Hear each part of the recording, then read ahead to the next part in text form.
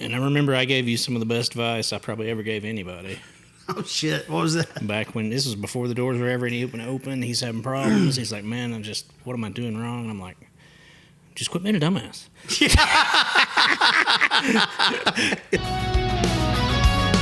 The Responsibly Rowdy Podcast.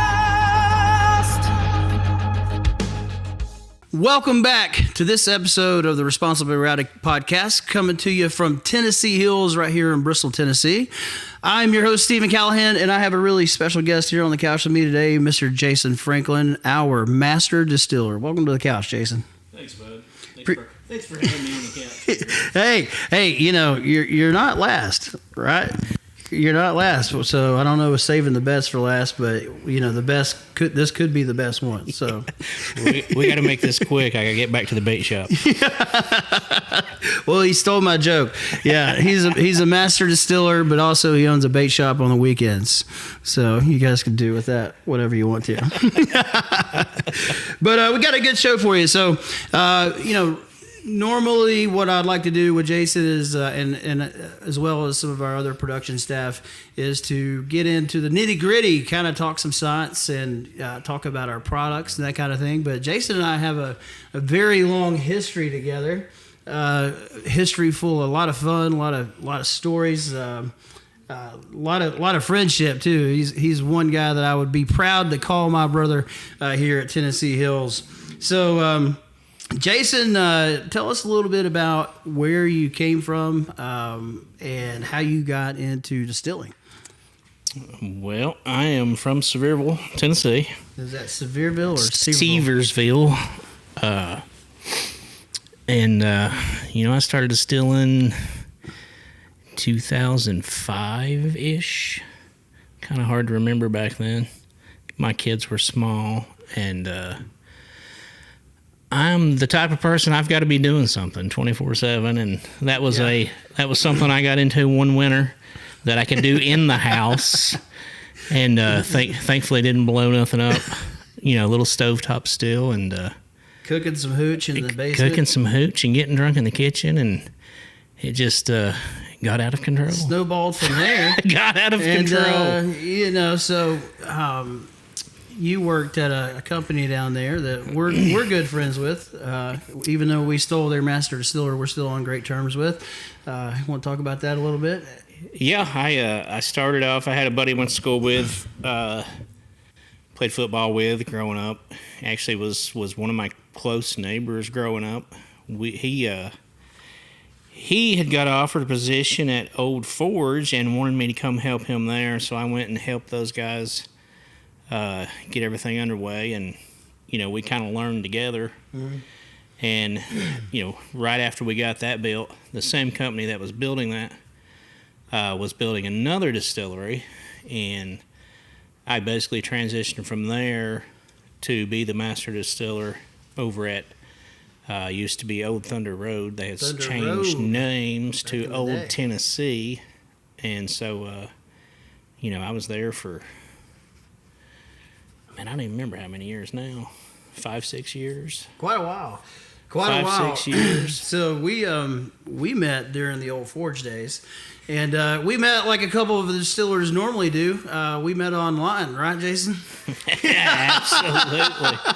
Was that on OkCupid or OnlyFans? Yeah, well, it was distillersonly.com, you know, distillersonly.com. But so that was back in you know, probably 2013, 2014. And I was actually having quite a bit of problems with our distillery in Jonesboro. You know, we built the stills by hand down there.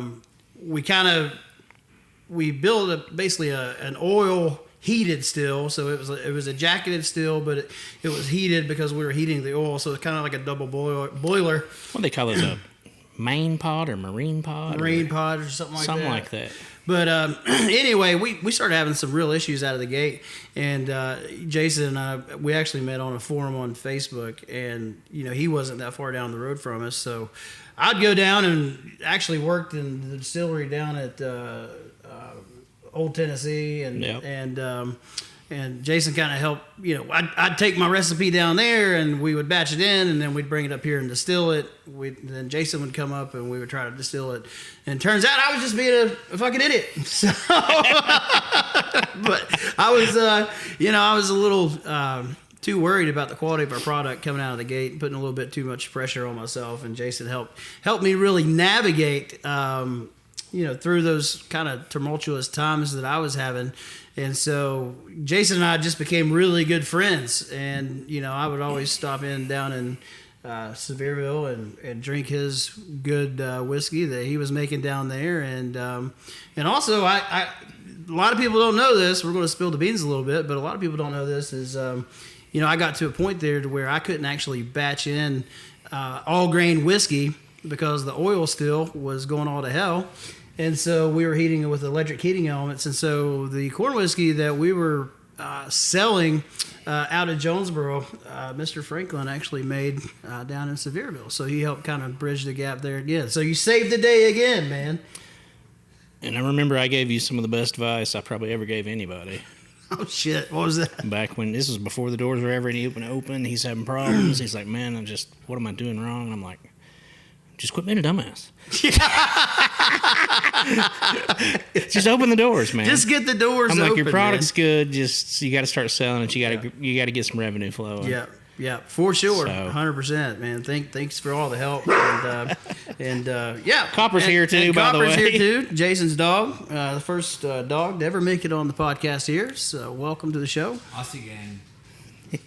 Do what? Aussie gang. Aussie gang. Aussie gang. Good eye, mate. But anyway, so Jason, as we were kind of building out Tennessee Hills and Bristol, we were looking to make the next move. I had to hire a distiller, and the only distiller that actually came to my mind, and the one that I told our partner Scott that we had to go after was you. And so after a lot of convincing and a lot of dating, we had a Louisville trip that was pretty epic. Yeah. We're not allowed to talk about it on camera, I don't think. But that kind of solidified Jason coming on and being part of our team here. And so you kind of, what was that leap like for you and your family? You kind of just uprooted everybody and came this way. Well, not everybody. I got to talk about that here in a minute too. But you moved all the way up here to Northeast Tennessee. I think you live over in the Fall Branch area. Yeah. No, it's on. I mean, it's a scary thing, man, because that's. I have a huge family in Sevier County, as you know. Yeah, last name Franklin. My grandmother's got 13 brothers and sisters, and that's just on her side. And so, I mean, my family's very, very prominent in the Sevier County area. There's been documentaries on my family. Fertile, very fertile family. And we'll get to that in a second too. Fertile land. We got fertile land and fertile women. Fertile land and fertile women. Golly, you gotta see why we have so much fun here at work, right? But no, it was. I mean, honestly, it's scary. To just pick up and leave when you live within 10 minutes of 30 relatives. Yeah, it's kind of like your comfort zone, your safety net. Yeah, so you would just pick up and move up here, and you're basically almost by yourself out in the middle of nowheres. Yeah, which is Fall Branch. It's a quarter mile past BFE. Yeah. But we like it. We do. The area up here, especially that area out there, really reminds us of what Sevier County used to look like, when we were growing up and we would be out riding bikes up and down gravel roads. Thanks a lot, California. Yeah. Thanks a lot. So no, we do like the area. It's because your family kept having so much kids. You just got real crowded for you, huh? They just keep having kids. I'm going to be a papa soon. Yeah, so I wanted to talk about that. So not shortly after you started working for Tennessee Hills, I think maybe it was before. Maybe it was before. I had the honor to actually marry you and your wife, Heather, in the bar on St. Patty's Day. Almost 5 years ago to the day. Almost 5 years ago, just a couple days ago. Yeah. I'm telling you, Heather, you're a lucky woman. Wink. She knows she's lucky. So, yeah, man, along the way, too, you had an event that I happened to be a part of, and not necessarily I was there, but you guys were blessed with a child, Corbin. Corbin came along in the last. How old is he now? God, he's growing like a weed, playing football and everything. He's about to be 7. Man, that's crazy. Next month, he'll be 7. Wow, that's insane. So you've worked for us for 6 years? 5. 5 years. 5, yep. Wow, that's crazy. That's unbelievable. Matter of fact, 5 years. 1st of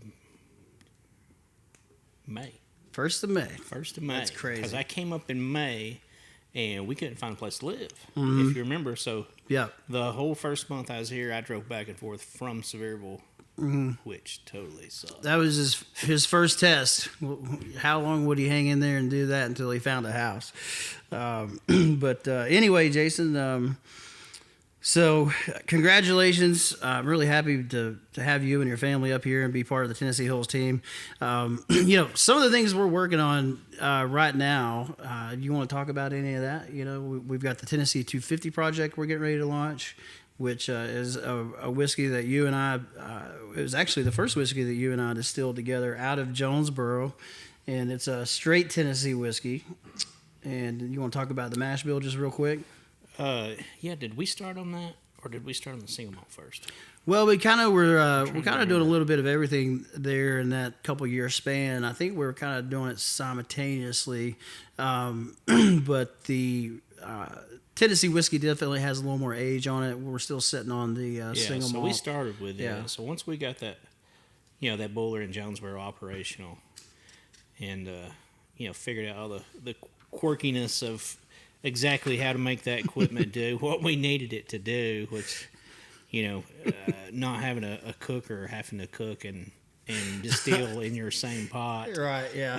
It's not always an easy thing to do. I think the last year we ran down there, we ran over 300-gallon batches in a single year. Yeah, or we did. 300-gallon batches in a single year. We definitely got it dialed in and Yeah. figured out for Yeah. a place not much That bigger was than a this damn room. whiskey making operation in Jonesboro. We were running 2 shifts that day. But hey, one thing I think a lot of people are going to think it's funny. I kind of skipped it. Sorry, guys. Still kind of new to this, but getting back to your wedding. Lauren called you the other day and found a book. You want to talk about that book?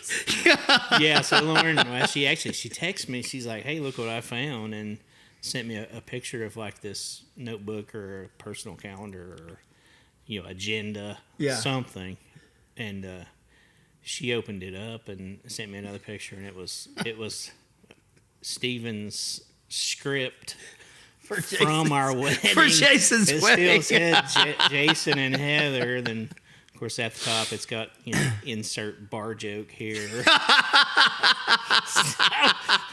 I text Lauren back. I'm like, "Is that even a Bible?" She's like, "No, it's like a notepad." And I'm like, "I'm not even sure we're married." Are you sure our license is good, man? So what was the bar joke? There wasn't one. It just said insert bar joke here. I can't remember what the bar joke was now, but I'm pretty sure it was right on par with Stephen Callahan's jokes, So Yeah. But anyway, I had a good joke, guys, but I forgot it. that's hilarious. But we've had a lot of fun, man. One thing I wanted to kind of... Apparently I was the last person you married also. I was the last person. Yeah, absolutely. I'm no longer in the marriage business, guys. So don't call, don't ask. I'd really appreciate that. I'm no longer an elected official either, which I'm really happy about as well. So, yeah, worst job I ever had. I'm telling you. So, Jason, give us a little bit of a snippet, kind of what's it like going from Jonesboro to the facility that we're sitting in right now, right here in Bristol, and the things that, that first year, what was, I know how I felt, how did you feel? Oh, I'm sure we're right there together. Yeah. I mean, this is easily probably one of the hardest things, we've done. We walk in up here and we think, all right, we've got all this fancy equipment. This is going to be so much better. We can. It's gonna be easy. We can run this thing from the golf course. It's all automated. We don't even have to get out of bed. Man, any bolt, screw, washer, I mean anything that could possibly come loose, fuck up, you know, it has. Yeah. So I honestly, I almost feel like we've disassembled and reassembled every piece of damn equipment. oh yeah, in this place. without a doubt. I mean, we know this place like the back of our hands for sure, and it has definitely been a learning curve. You know, we went from the minor leagues to the big leagues, and to be big league, you got to hire big league people. So, And honestly, I was a little concerned when we first came in because I wasn't really involved as much with the mechanical aspect of how the piping was going in and what went where and this and that and the other. yeah. But with everything, you know, messing up the way it has, we know exactly where the hell Yeah. all these pipes go now. So I want to tell a story real quick. So, you know, one of the scariest times that I can remember while we were bringing this facility online was the blow-off bottle on the column still, and it had got full of mash. And it was towards the end of the day, and we were shutting the still down, you know, going through our rundown sequence. I actually had a couple of friends that came in, and I was up on the brew deck showing them around. Oh, man, I'm talking how big and cool and safe this place is and everything. And then all of a sudden, right outside the window, this pressure release just blew off. Like, sounds like a jet engine taking off, and there's, like, steam and shit going everywhere. And I'm running downstairs, and I'm like, Jason, turn it the fuck off! Turn it off! This place is about to blow! You remember that? Yeah, what I say? Yeah. I got it, man. I got it! I know what it's doing. I got it! Abort! Oh, man. Yeah, so has there been any other times up here that you kind of want to tell people about that's happened? Anything funny in the last year that you can think of? Just the only thing comes to mind recently is just Bill. Oh yeah, busting well, it out. yeah, I yeah. don't want to talk about that. Yeah, But yeah. Oh, Bill, we love Bill. Bill took a spill the other day, and we're glad you're all right, Bill. Everything still works. Anyway, Jason. vodka and concrete is slick. Yeah, vodka and concrete on the floor, and you know, a 240-pound person moving quickly is not a good recipe. And so, but anyway, but yeah, Jason, I really just want to thank you for you know, kind of being along for our journey, and as well, you know, trying to get Bristol, talking about bringing this place online. You know, really, you know, we were 2024, probably, well, when did the hurricane happen? September, I believe. September. The hurricane came through and caused us some really real issues as far as, you know, all of our bars, shelves, all the exits here in the front of house. You know, a lot of that went down the river, and we had to get really creative and really overcome a lot of adversity, and thank God Jason has some really incredible woodworking skills, which is kind of your side hobby, and he had the skills and the tools, and so we were from September to we opened up November. we opened up Black Friday, Friday, yeah. So just in a span of a couple months, we did an incredible feat, along with some of the other guys in the front of house and back of house. You know, we built this place out, and we got us up and moving just in time for the holidays. And I just wanted to say thanks for being part of that, and all the work that you put in to help us get across the finish line so that we could focus on what we're here to do, which is make really dang good spirits. Absolutely. And so, what's coming next, man? You know, this year we laid down a lot of whiskey. This last year we laid down a lot of whiskey. This year we're laying down as much as we possibly can. And you know, a lot of it is your recipe. It's the wheated Tennessee whiskey, which I'm really excited about. And then we have some single malt as well. I'm Anything? excited about the wheated whiskey too. Like, Yeah. when we first did that, we used small barrels. I'm not a fan of small barrels, but we were kind of doing what we had to do, and Yeah. I've tasted a lot of small barrels, and this is actually a good product. Yeah. Coming out of a 30. Yeah, it's fantastic. It's fantastic. I think it's something we can be proud of, and not just us, but anybody in the area that sees it and says, hey, we Yeah. know who made that, we know where that came Right. from. Yeah. Yep. That's in our neck of the woods. Yeah. 100%. And, yeah. Well, that's our goal, is to basically be a true taste of Tennessee, and all those grains are sourced from within Tennessee, which we're very proud of. But I don't want to get too much into the nerdy stuff, guys. We'll have Jason back here in the next couple of episodes, and we'll get into some real nitty gritty. Jalil, you got your hand raised in the back. What's up? I want to get into the nerdy stuff. I want to know what Jason's favorite thing that he's distilled here is. Here, Here. all I've distilled here is I bet I know. the Tennessee whiskey and apple brandy, Apple brandy, baby. which that's another thing we're doing. When's that coming out? Yeah, so this fall. We're gonna this fall, try you for know, this fall. yeah. We're gonna do some tasting. We're not gonna put it out before it's ready, but putting it out this fall. we've got the guys that at the apple orchard. Yeah. Those guys do a great job with the apple selection and Yep. giving us some of the best damn juice I've ever had. Yeah, Jeter Mountain Farms over Yeah, in Hendersonville, yeah. North Carolina, guys. I think Thank those you. guys have a killer fall festival over there too. Yeah, man. Yeah, So- if you guys ever get a chance, go over there and check their place out over in North Carolina. Great people, beautiful facility, really good products, and I'm really excited about this apple brandy project. This is our 4th year doing it. Yep. Crazy to believe. Yeah. Yeah, so we get all their apples at the end of the apple season, basically turn them into apple brandy, and then we do a little profit sharing with them there. So it's a really great relationship that we have with another small business that's in the industry. And so we have that coming down the line this fall. But anyway, guys, we're going to be in Nashville this coming March 28th, so 2 days from now.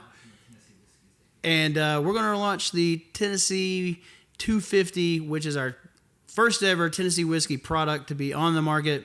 The package is beautiful.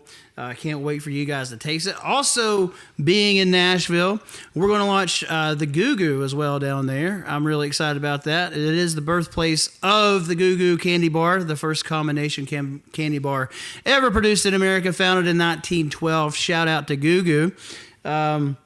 And so we're excited to see you guys down at the festival. Make sure you come and find us. And then we also just signed a distribution contract for the Nashville area. So make sure, if you're listening to this, go ask all your retailers and all of your bar owners and everybody that handles with any kind of distilled spill. Sorry? Check out the product finder. Oh, yeah. Check out. Oh, thank you, Cody. One thing to mention, if you go to TennesseeHills.com, you can find where you can find our products on the product finder. That's a mouthful. It's a lot of finds there. But, yeah, thanks, Cody, for all of his hard work and putting that together. And then also April 18th, guys, we have The Shadow of the Moon coming up, which is a Grateful Dead tribute band. We're also going to have our newish to us Gold Spectrum canned THC seltzers, which are out in the market right now. You can find those throughout the Tri-Cities and beyond at a lot of smoke and vape shops, as well as, more importantly, the Smoky Mountain Grass Station. That is who we partnered with to put the Gold Spectrum in cans. Zach Green, shout out to him. We'll have him on the show here pretty soon. But anyway, guys, we got a really great year coming up. We're excited. I know the calendar is really full. It's getting more full every single day. Jason, again, thank you so much for being part of the show. But guys, I hope you're enjoying March Madness, and who knows who's going to pull this thing off. And but go Tennessee Vols! Hope you guys make it. Jason is an avid Tennessee fan, and so am I. Got my cup, got my hat. Yeah, man. Go Vols. But anyway, thank you guys for listening. Make sure you follow the podcast anywhere you find your podcast. Go to YouTube. Give us a like and follow there as well. Subscribe. We would appreciate that. These things are going to keep getting better. We're going to... I'm actually sober as I've ever been on this podcast. So this is a big This is a small step for man, one giant leap for Stephen Kind, okay? But yeah, stay tuned, guys. Looking forward to the next one. And again, Jason, thanks for being on the show. And as always, guys, remember to stay responsibly rowdy.